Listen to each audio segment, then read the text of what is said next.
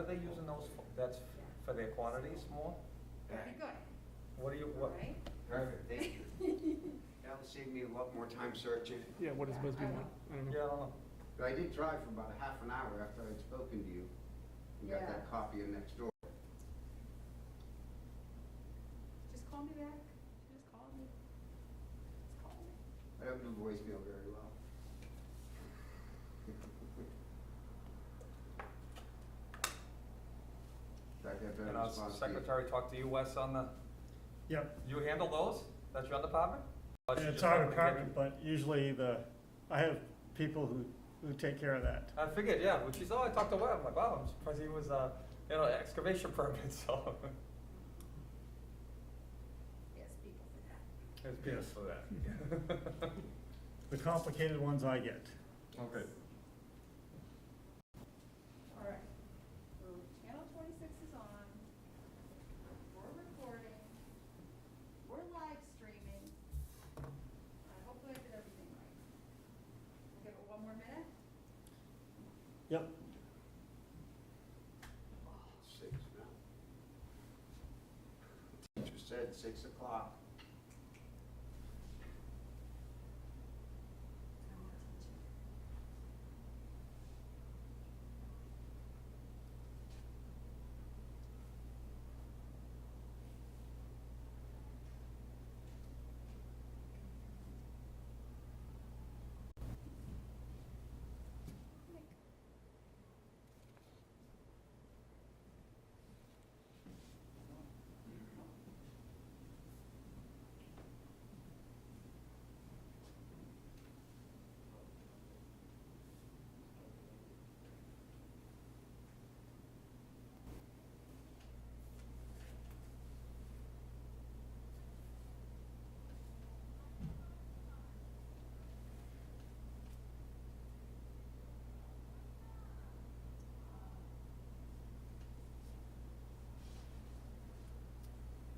Okay.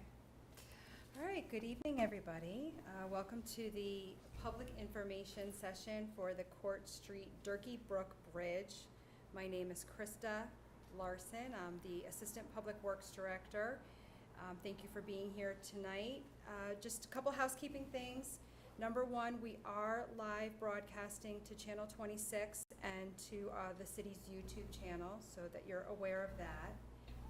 So for those of you that are watching tonight on those channels, or maybe watching later on after the session's been recorded, if you have questions, please call me. Again, my name is Krista Larson. I'm with the DPW. My phone number is 528-6379. So anyone watching, give me a call tomorrow if you have questions. I'll be happy to talk with you, or anyone in the room if you have questions. Give me a call. So for those of you that are in the room, we do have a sign-in sheet, so hopefully you've signed in and given us your information. And we are asking those that are in the room to wear your mask and be social distance, so thank you. So tonight, we're going to have a presentation, a PowerPoint presentation given. Wes Anderson, the director, will introduce him in a minute, give us a little bit of background information, and then our engineer from HEB Engineers, Chris Fournier, will talk more about the technical aspects of the project, and then I'll get back up and I'll talk about traffic and schedule. Everyone wants to know about that. And then we'll have some question and answer following that. So I would introduce Wes Anderson.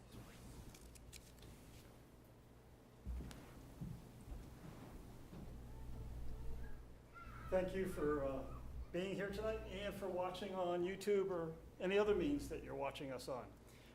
Tonight's really is the presentation on the Court Street Bridge project. It is one of several projects that we've been working on to improve Court Street, one of the main avenues in the city.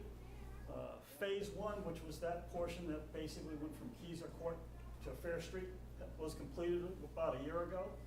Phase 2 was completed last year, this year timeframe, and that's from Fair Street to Main Street. The piece that we're talking about right now is between Phase 1 and Phase 3 in location port, and that's the Court Street Bridge. That's a very small bridge that if you don't know you're crossing it, you don't know the bridge is there. It's around the party store in downtown, in the Laconia area.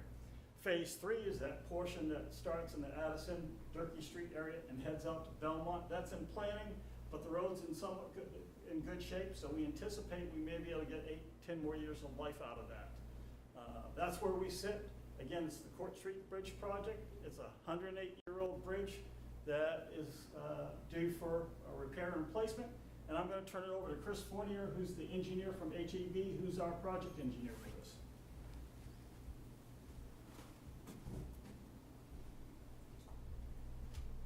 All right, thank you, Wes. To jump into the funding aspects of this project, the bridge replacement is being performed within the New Hampshire DOT State Bridge Aid Program, so that's a very nice program that the state offers.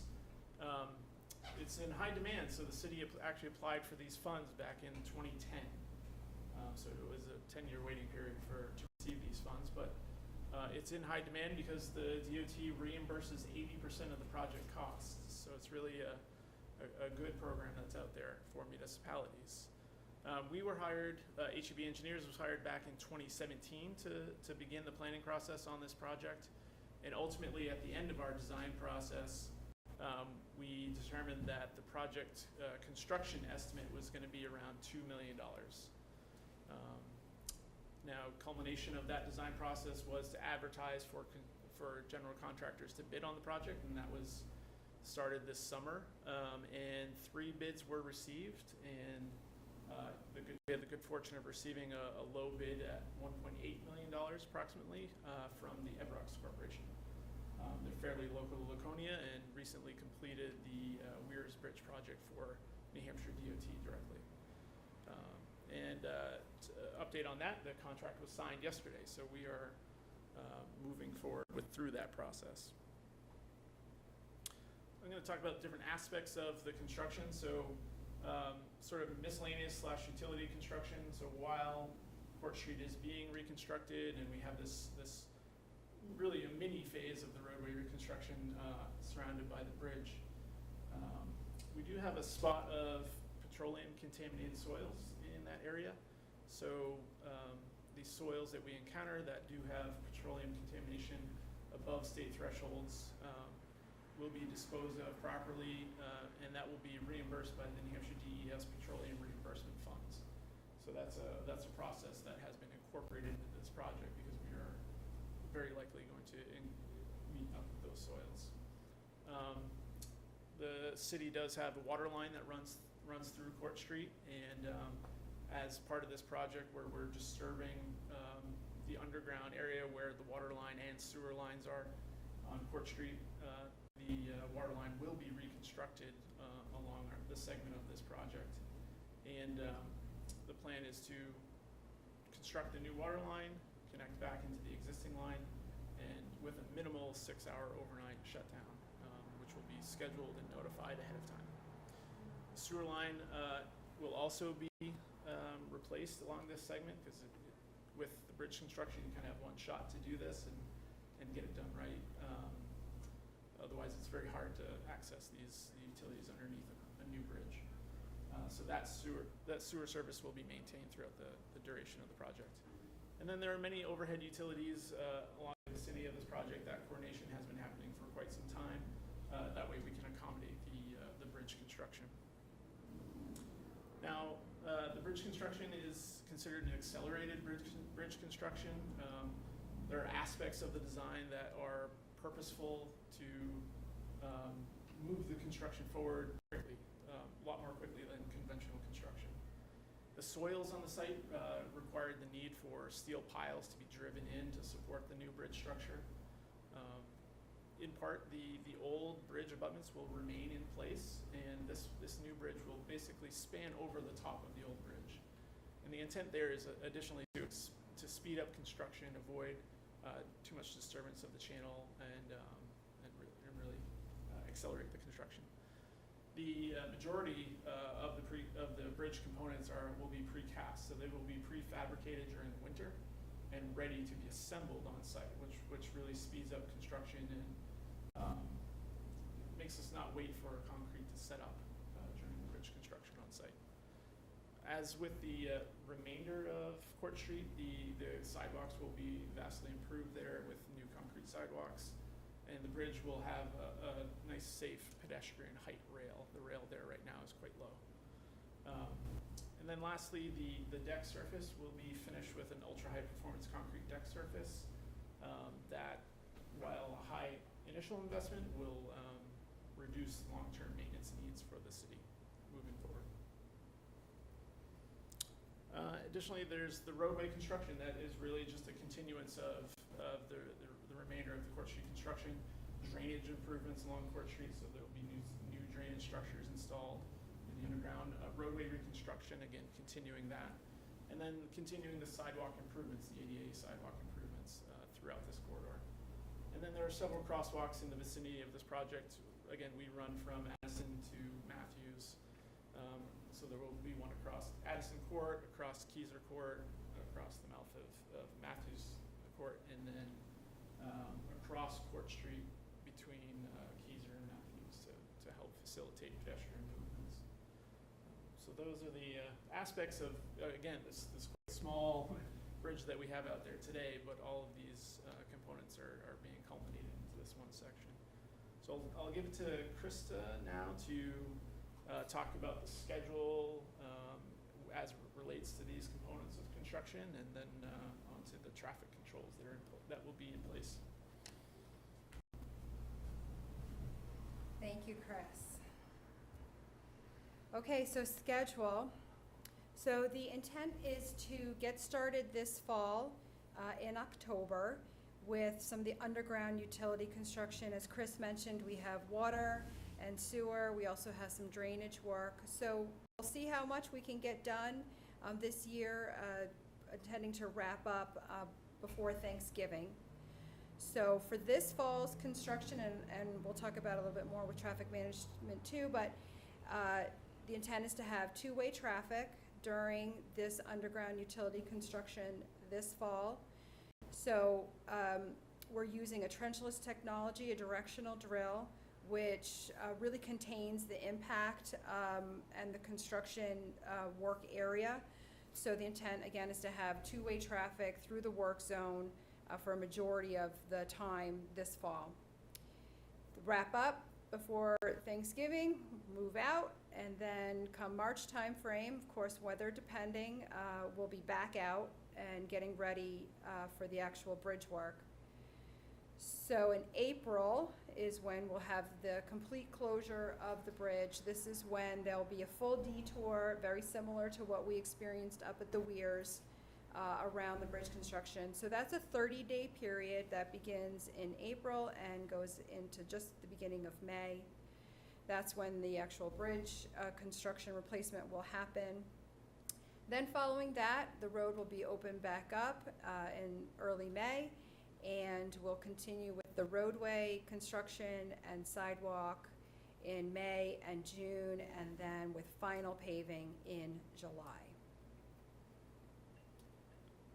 So as I mentioned, this fall, the intent is to have two-way traffic during our utility construction. There will be periods where equipment is moving in and out of the work zone where we'll need to have one-way alternating. There will be flaggers to help with that. But the expectation is that for a majority of the utility work, there will be two-way traffic. And then in April, in the beginning of May, will be the detour around the bridge. And here's a map showing that detour. So the detour utilizes the Route 3 bypass to South Main Street to get around that bridge. There'll be a traffic management plan. There's an entire traffic management plan, rather, associated with the detour with signs and proper signalization to help people make their way. But in addition to the vehicle detour, there's a pedestrian detour, and that's shown in the blue, and that utilizes the WOW Trail to make sure that pedestrians can access up and down Court Street. So again, this full detour is expected for April, just the beginning of May, and once the bridge is opened back up, we'll open it back up to traffic. As we're doing the road work and we're doing the sidewalk work, which again is expected to be all complete in July.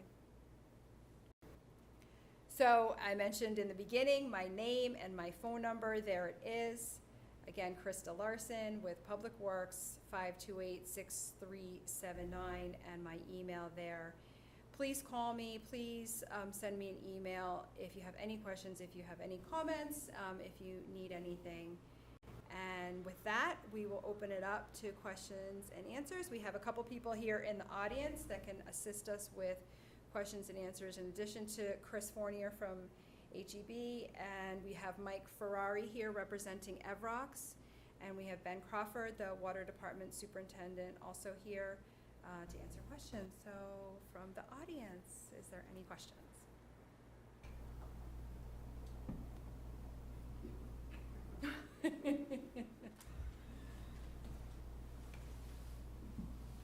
Sidewalks, you're stopping at Addison Street? That's correct. What about the plans you had to go all the way up on both sides? So beyond Addison towards Belmont, that's part of the Court Street Phase 3 construction. So our limits for the bridge are just to Addison. And on the south side and Matthews Court on the city side of the bridge, if you will.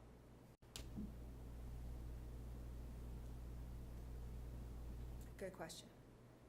So is that not known yet, whether you're gonna put sidewalks further down Court Street, or? That's all in conceptual design at this point. So obviously we are supportive of pedestrian accessibility, so it will be worked into the design in some way, shape, or form, but at this point we don't have the final specifics on that. And again, that's Court Street Phase 3, which is in the planning phase and is not intended to go to construction for a while. Like a year or two? More like 10 years probably is what 8 to we 10. said, yeah, right. Okay, any other questions? That's an easy meeting tonight. Yeah. The only thing I'd like is a date in October. When we're starting. When they're gonna start date. Right, so, My close date. okay, great question. Right now, Evrock's schedule that they submitted yesterday has October 19th as the drilling start date. Will there be some prep work ahead of the driller that you expect the week of the 12th, or essentially just the week of the 19th is the start? Just the week of the 19th, yeah. Okay.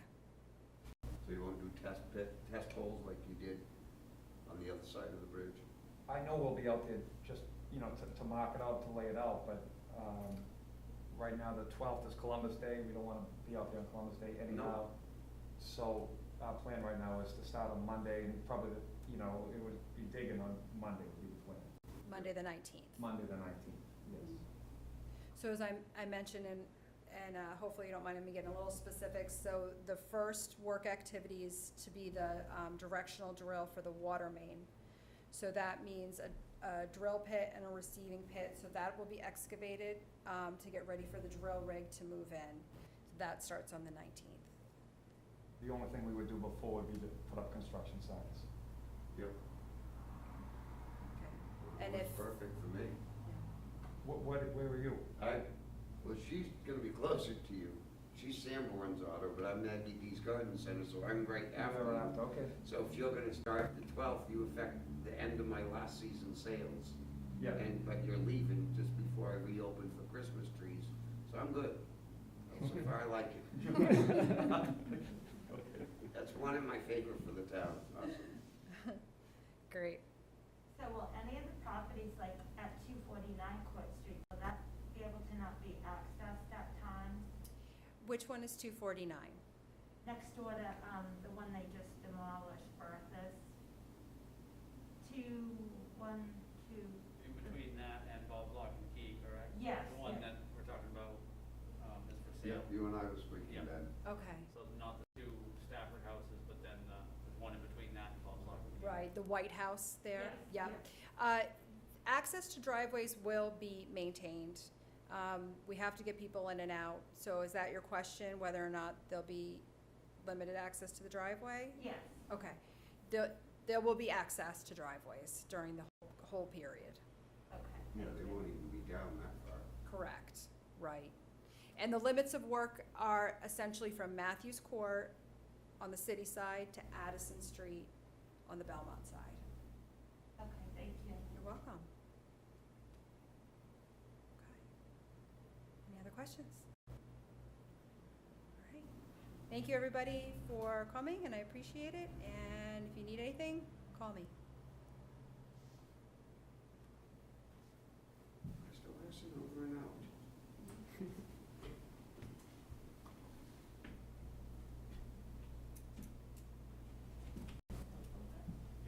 Oh.